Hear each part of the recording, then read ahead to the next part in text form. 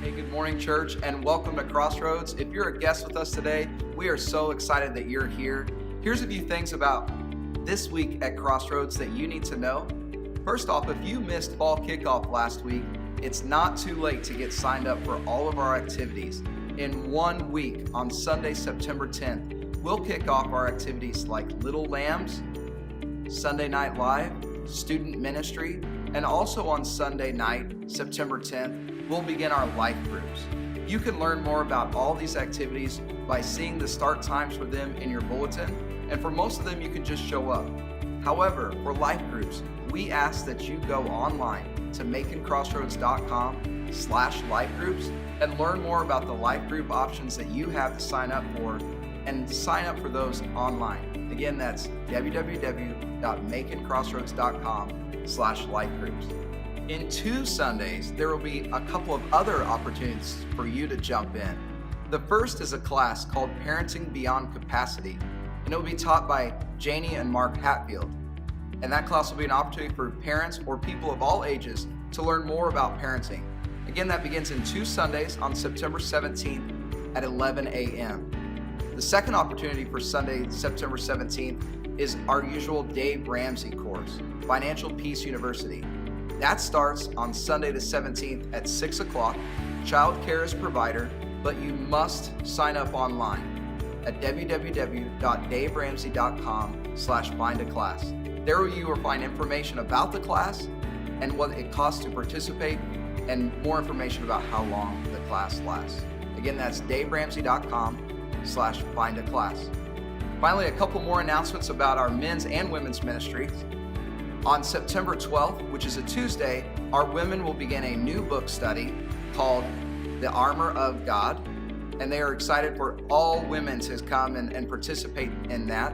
On Thursday of this week, NFL will kick off for the first time this season, and the men will be coming to the church at 7 o'clock on Thursday. We ask that you bring refreshments, bring a snack, and the men's ministry will meet for that football game. Again, that's this Thursday at 7 p.m. Finally, Operation Christmas Child, the shoebox full of gifts and supplies for children in third world countries, has chosen Makin's Crossroads as a new location for all area donations to be collected.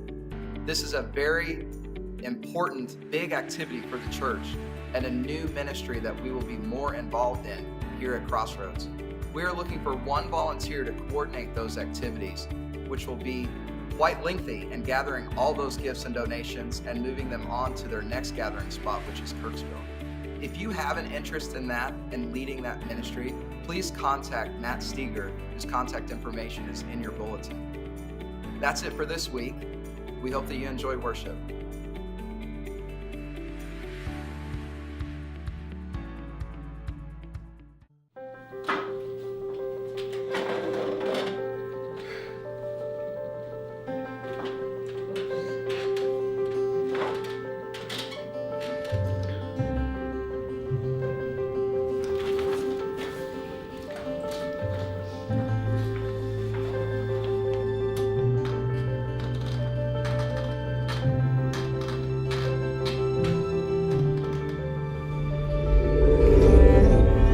Everyone has a story.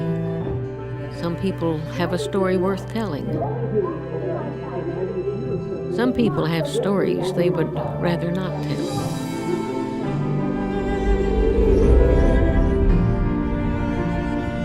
The decisions you make today will determine the stories you tell tomorrow.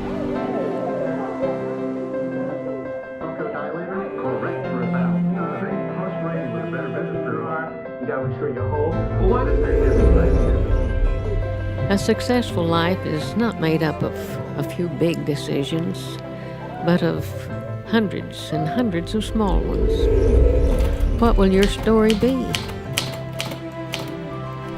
My story, living the story you want to tell. Good morning, everyone. Hey, it's good to see you. Hey, we're jumping into this new series this week, talking about this story that we live. Oftentimes, we don't think of our lives as a story. We We think of it a lot of different ways, but we don't often think of it as a story. But really, when it comes to our lives, it is. Our lives are a story, and it's made up of a whole bunch of pages and a whole bunch of chapters. And some of those chapters we love to tell. We would read them over and over again. We'd tell other people about what those chapters look like. And there's some other chapters in our book, in our story, that we're not so excited about telling other people. Like, just skip that chapter. Just jump over that one. That's not a great chapter. You see, all the way throughout our lives are a story, and we're all telling different stories. But as followers of Jesus, our stories should all point in the same direction.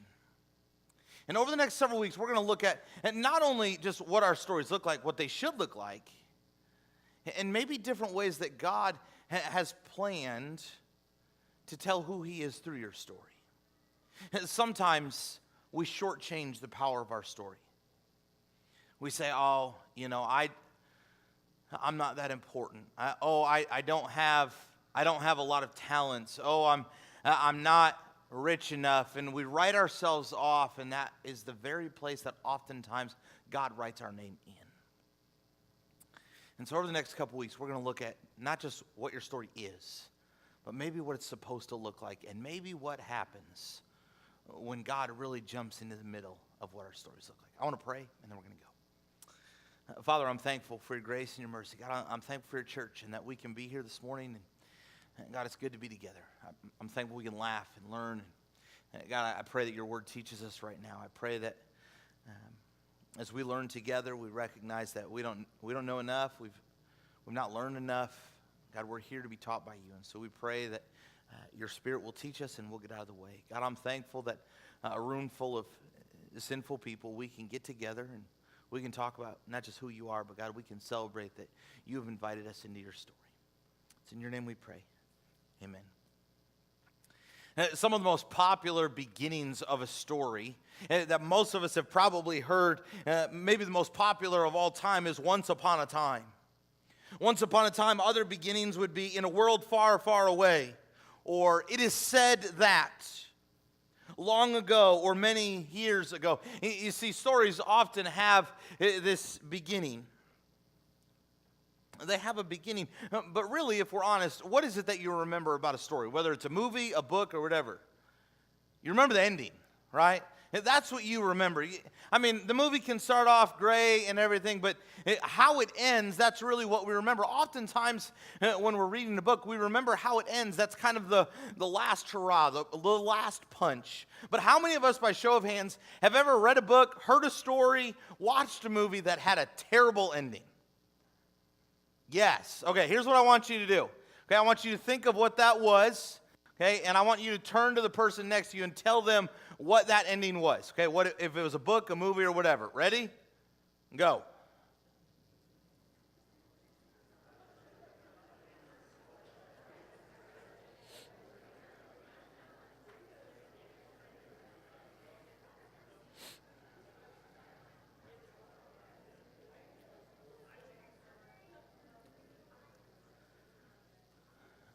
All right.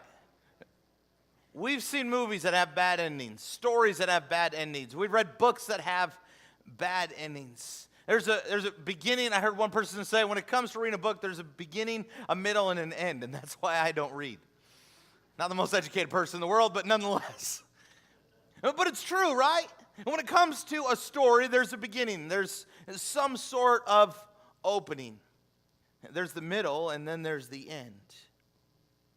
Oftentimes when we're driving home, obviously it's not a long commute, we live here in town. When we're driving home, if there's a song that comes on the radio that Reagan loves, she will say to me, she goes, "Dad, can we just drive around?" Sure, I would love to. But if we don't have anything to do, a lot of times I will. And we'll just drive. There's no place, where we're going. Sometimes when we're driving home, if Emily just wants a few minutes to sit in the car before we jump into our night routine, she'll say to me, "Matt, will you just drive around for a minute?" And if we don't have anything, we will. And so we just drive. And we'll drive around town. We'll drive by all the new things in town. And so after we pass Haymakers, we start looking at the old things. But we'll just drive around town, and I mean, if it's for Reagan, if it's at the beginning of the song when we're almost home, we'll end up making a couple laps around Macon. There's no plan, there's no direction, there's no anything. We're just driving. We're just moving around through town. When it comes to our destination, we don't really have one. The destination is eventually we will get home, to which that was our original target in the beginning. And for a lot of us, when it comes to our lives, that's a lot how we're living. We're just meandering with no plan and no goals. We don't really know where we're going. And when it's all said and done, we hope we end up home at heaven.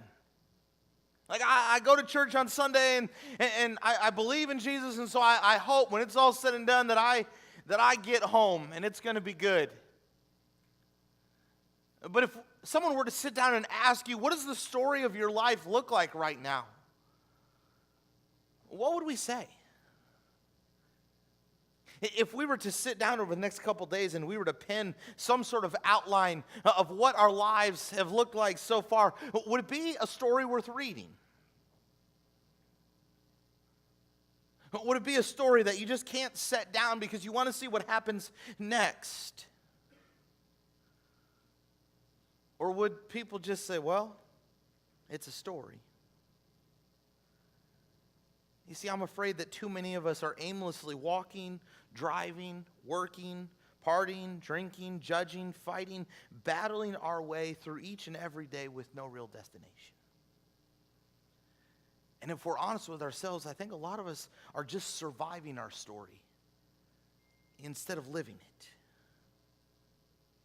But you see, from day one, God has been telling a story in our lives.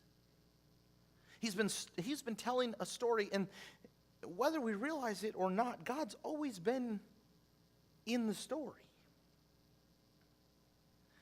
If we were to read our stories, would we say that they are even remotely about who God is?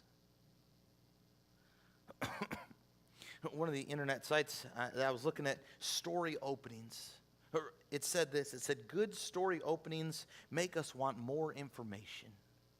And when God began this story, all the way at the back of this, or the front of this book, it starts out, in the beginning, God. In the beginning, God. That should pull us in to want more information. In the beginning, God what? Well, He created. And then after that, we get books upon books and chapters upon chapters of all of these things that God was up to. And you read through this Old Testament before you even get to the New Testament, and it's kind of this repeated pattern of God makes things good, people love it, people walk away from it because they want to do what they want, and then all of a sudden people want God to make things good again, and so He does, and then we turn this all over again. And it just kind of repeats itself over and over and over again. God's good. He makes things good. People enjoy it. People are dumb. Then they want God, and we just repeat over it again. And after a while, when you read through the Old Testament, you're like, do they ever get it? Do they ever get it? Is it ever just God is good?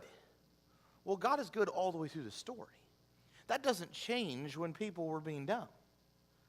And the same is true for us, to be blunt. God's always good, even when we're dumb. He's always in the middle of our story. But after a while, God said, you know what? We need to shift this story in a different direction. Because this repeated pattern over and over, there's something better than this. And so there's a shift in the story, and the shift in the story comes in the form of Jesus. And when Jesus steps onto the earth, all of a sudden, the story of all time shifts. But not just the overarching story. In the moment when Jesus steps onto the earth, your story and my story, they shift. Because no longer is it just about obedience and then doing things right. All of a sudden now, it's God making things right through His Son. You see, when Jesus gets older and then He begins to do ministry, when He begins to preach and teach, not only do we see it on a large scale, we see it on an individual scale as well. If you brought a Bible this morning, go ahead and open up to Matthew chapter 4. Matthew chapter 4. If not, it'll be on the screen. You're welcome to look it up on your phone. Matthew chapter 4. We see Jesus meet some guys that he's going to end up being pretty close to. And not only do we see Jesus meeting these guys, but we see the story of their lives change forever. And within just these few verses, we see the exact thing that God calls us to as well. Matt, I don't like my story. I'm not sure what my story looks like. My story's not been about God at all. Then pay attention.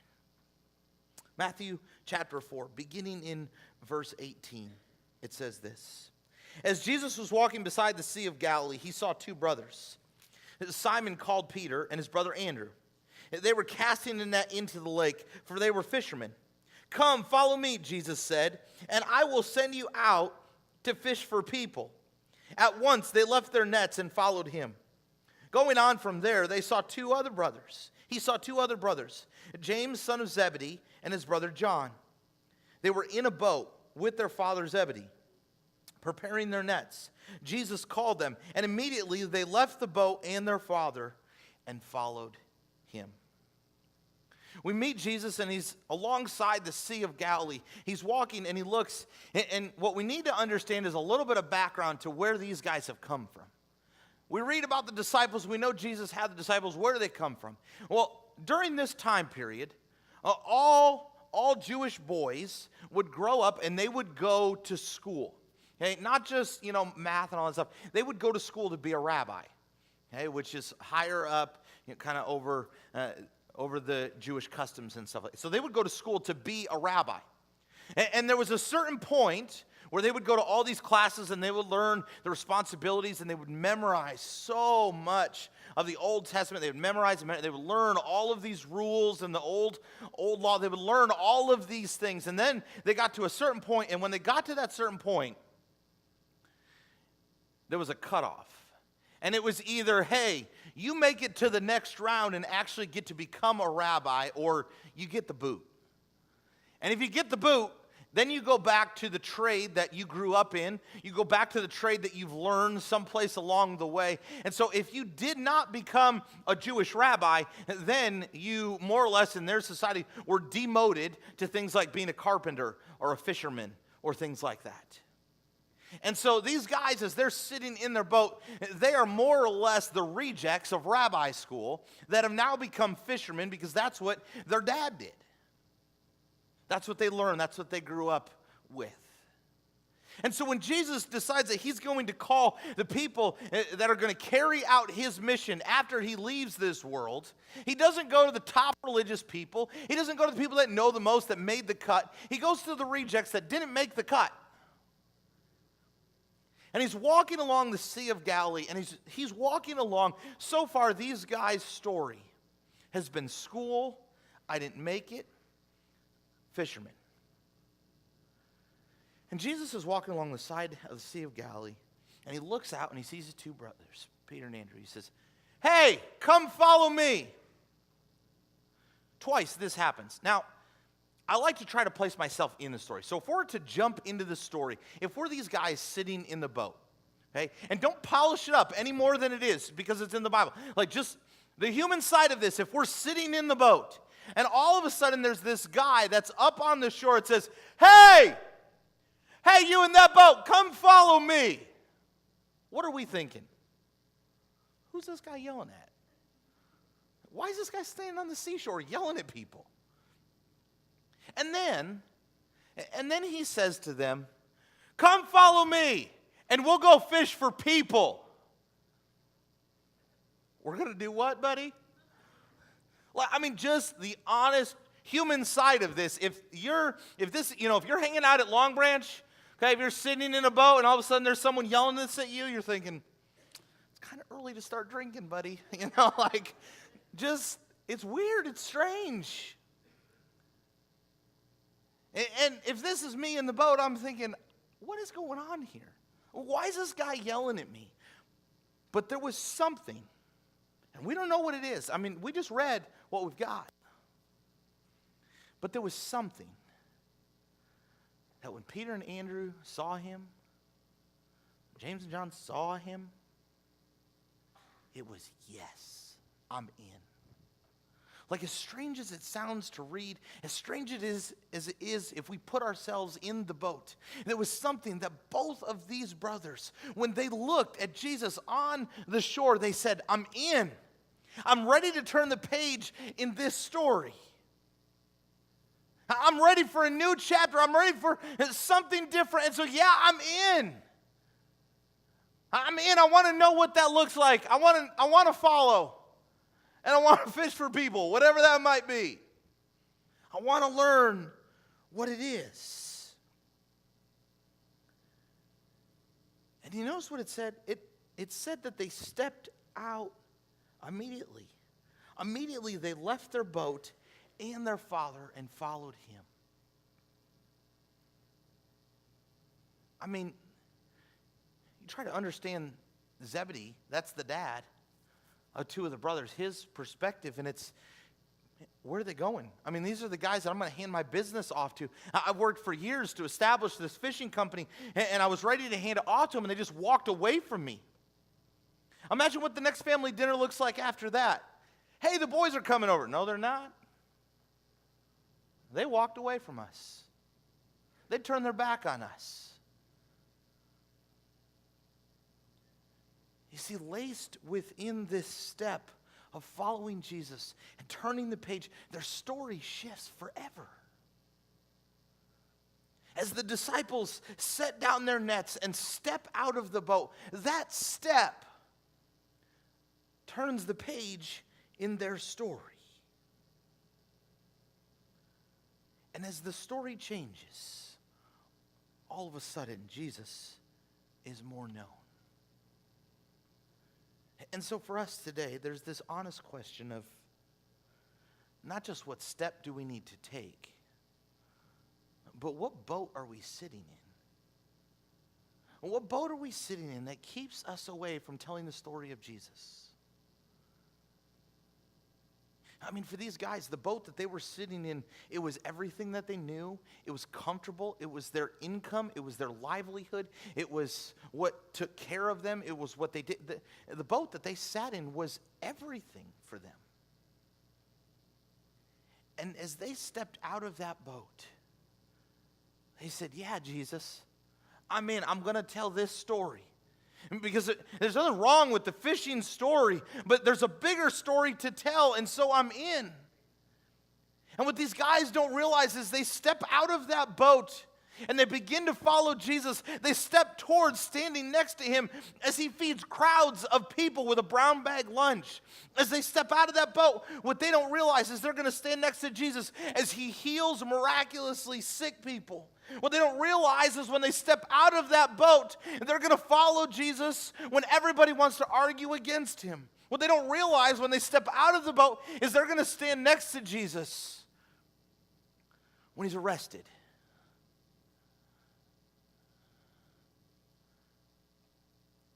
But the story is far bigger than a fishing boat. And so what boat are we sitting in that is keeping our story comfortable and keeping us away from the adventure of God? Maybe for some of us, the boat is worry. And we worry all the time, and we think about everything that can go wrong. We worry constantly. It consumes our life, and we sit in this boat and worry just overcomes us, and we miss out on the story that God is wanting to tell through our lives because we're worried about what would happen if we were faithful. We worry about what would happen if we took a step of faith. We worry about what would happen, and we miss it. We miss the story that God is wanting to tell through our lives, a story that is far bigger than us and reaches further than we can even imagine. Maybe our boat is finances, and maybe for some of us it's on the side of worrying about finances and thinking, where's it going to happen? Where's it going to come from? How's it going to get taken care of? Others of us are on the other side of our boat of finances where it's more of a yacht of finances. And there's a lot, and we almost don't know what to do with it because it's there and we're taken care of and things are comfortable. And while we have this boat of finances, we've not been obedient to the kingdom with it. Because it's just easy to do what we've done. There are some of us that we sit in this boat of regret.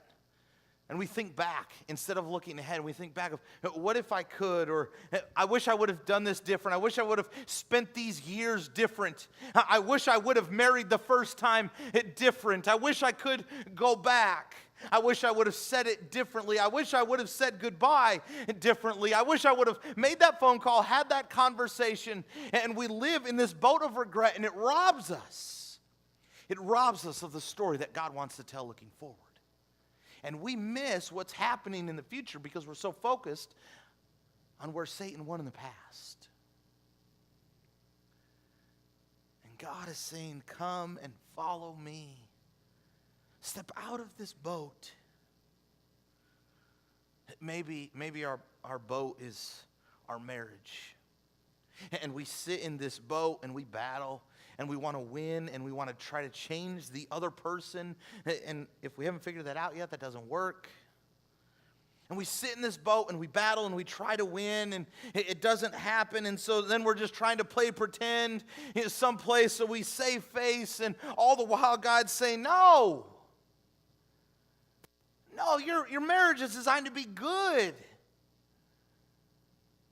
It's supposed to aid in telling this incredible story of who I am and not distract us from it. And so when he tells us to step out of the boat, it's not to step away from the marriage. It's to bring our spouse with us on the adventure. Maybe it's our kids, and each boat, I feel like, changes with how old our kids are, and we can have kids tearing our house apart, and so our boat is tired and weary and never sleeping, and we can have a middle school boat, and so it's filled with lots of questions and some weird smells and all of those things. And maybe we are living in a high school boat where you're the stupidest person in the boat, and they tell you that all the time. And we're trying to learn what voices look like and what obedience looks like and what responsibility looks like, and it's driving us nuts. And so we sit in this boat just trying to survive. But yet it keeps us from what God is calling us to. You see, this story is not about surviving, it's about living. The story that God has for us, it's not about surviving and just fishing. It's about living and stepping out of the boat. You see, the first step in writing a new chapter in your story and my story is taking a step towards Jesus. And I know that sounds trivial. I know it sounds trivial, but when you look at where these guys are at, and if you were to flip the pages and look at where they go, this changes everything. When we decide to follow Jesus day in and day out, when each and every day we wake up and we say, I'm taking a step closer, I'm going to be more faithful, I'm going to be more obedient, I'm going to trust more, I'm going to go more, I'm going to talk more, I'm going to dream bigger of what God can do. And the story He is telling in my life, it's not boxed into just my trade, just my profession, just my home, just my area. It's not just there. God's bigger than that. And He wants to tell a story that is bigger than that. But if we're honest with ourselves, sometimes that step is scary, right? Because you never know what the next chapter holds. You never know what obedience looks like. You never know what faithfulness is going to depend on. And so a lot of times it's easier to just stay in the comfort boat. Where we control everything, where we manage everything, where we hold on to everything. And so God can be calling us to step out of the boat and come and follow Him and run after people that desperately need Him. And we can try to run away from it. And we can try to hide from it. And we can try to pretend that it's not there. And we can try to justify it away. But God's still telling the story. David in Psalm chapter 139, he realizes this and he says, where can I go from your spirit? Where can I flee from your presence? If I go up to the heavens, you're there. If I make my bed in the depths, you are there. If I rise on the wings of the dawn, if I settle on the far side of the sea, even there your hand will guide me. Your right hand will hold me fast. If I say, surely the darkness will hide me, and the light become night around me, even the darkness will not be dark to you. The night will shine like the day, for darkness is as light to you. You see, he realizes that no matter where it is in the story, God's already there. And for us, we can probably tell stories or look at the story of our life and tell of chapters when we tried to flee. And we can tell of other chapters when we finally decide, hey, I'm going to try running up towards you. And we can tell other chapters of the depths. You see, it doesn't matter what the chapter looks like. As the psalm says, God is there. You see, each of us, friends, has a story that God is a part of. Our truth for this morning is this, is that you and I, we are called to live a story that points towards Jesus. Now, does that mean everything else we just forget about? No, absolutely not. It means that what is most important is the story of his kingdom in our lives. And so when we're at work, our promotion and all of the things that we have accomplished is not the most important thing. The most important thing is that we are living a life that points towards Jesus in our career. It doesn't matter how much we have. What matters is that what we have points towards Jesus. And when we're at school, it's not just about high grades and the patches on our letter jacket. That's not the most important thing. Those are important things, but the most important thing is that we're living a story that points towards Jesus. Because a story worth telling is a story that points towards Jesus. It's not that fishing is bad. It's just a story about Jesus is even better. A story that points towards Jesus is full of adventure and faithfulness. It's full of hope and grace. And it's a story. It's a story to where you want to know more. You see, the same way a good opening makes us want more information, our lives, we should live our lives where other people see us and want to know more about Jesus.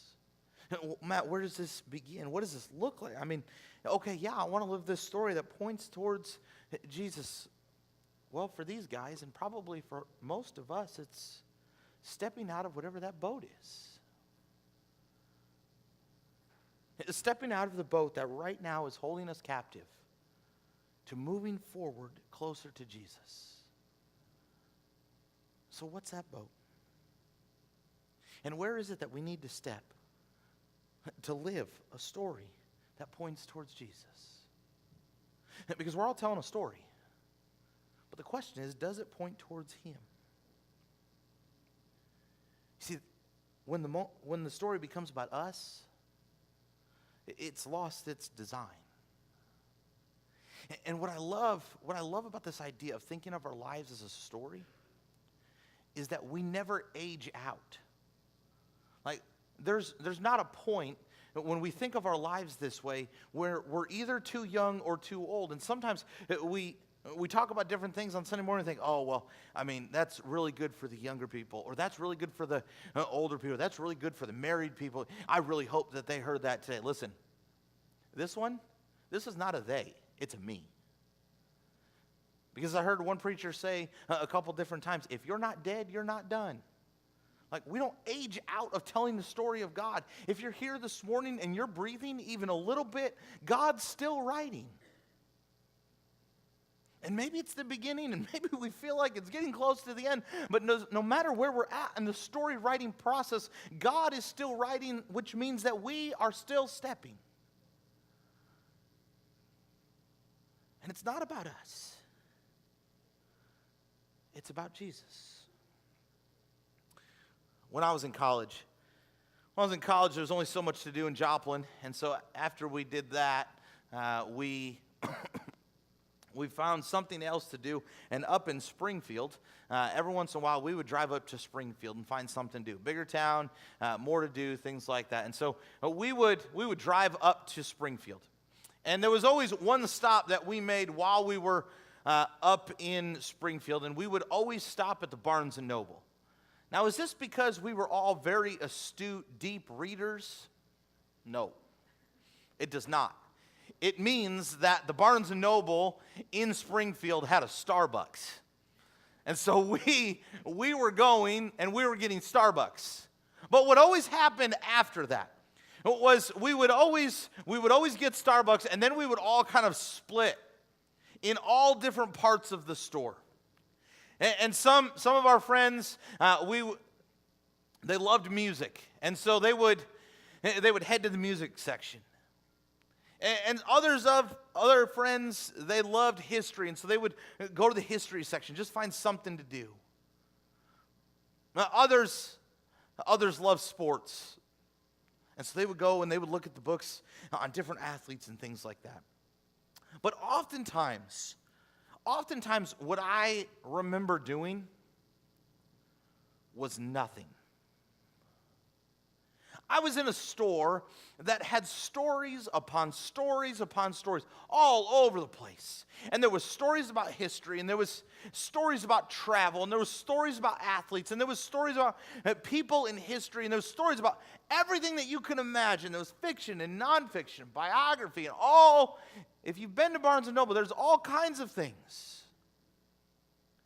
And I would often find myself doing nothing because I didn't know where to go. Like, I didn't even know where to start. I mean, I'm not going to sit down in Barnes & Noble and read this whole book on Jackie Robinson, so I'm not even going to start. I don't have time to sit and read all of this, story on Abraham Lincoln or, this information about World War II, so I'm not even going to start. And I would just kind of walk around and do nothing. And we would get back in the car and head home, and different people in the car would be like, oh, I read this, I thought this was really interesting, and then they'd share this cool story or whatever. And someone else would say, yeah, well, I read this information over here, and it was pretty fun. They said, Matt, what'd you do? Man, this Starbucks was good, guys. And I would have nothing to say because I never started. I never found something just to sit down and learn from. I never just picked a book up off the shelf. I missed the stories in a store of stories. And what I would hate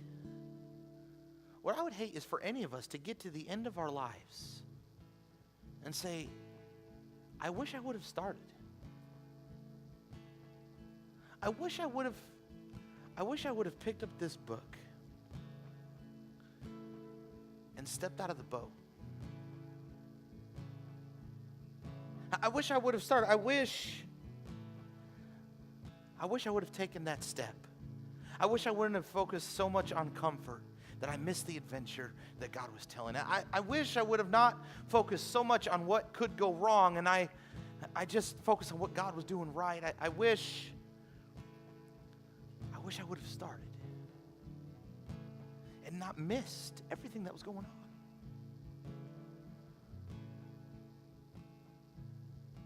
But what I would love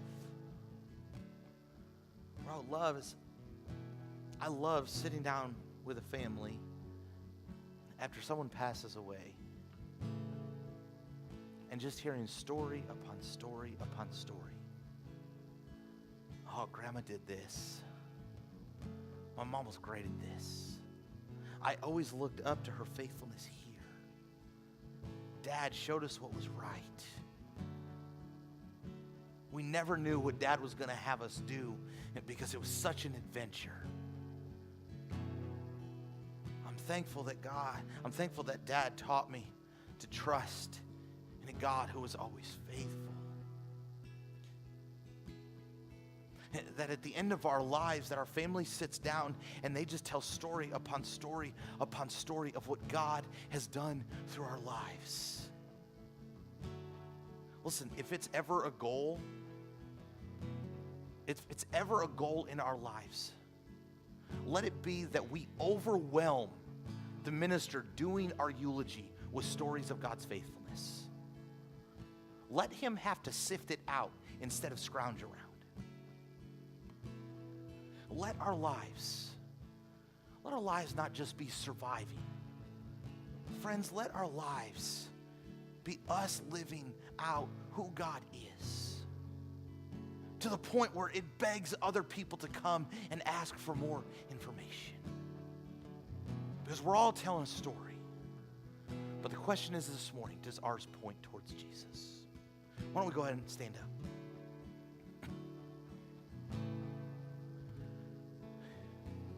The greatest story that we have is this story of Jesus coming to this earth. The story of what God does through his Son, not just to do something, but to save everybody. And so when Jesus comes to this earth, for you and for me, it's to save our story, to give it hope, to give it grace, to give it a second chance. This morning as we worship and we sing, we're going to celebrate together this action of Jesus coming to this earth, taking what should have been our death and putting it on him and giving us life. This morning as we worship and as we sing, what boat do we need to step out of? What boat is currently holding us captive? And is our story pointing to Jesus? Is our story of life pointing towards him and the adventure that he wants to tell in our lives? Let's sing together.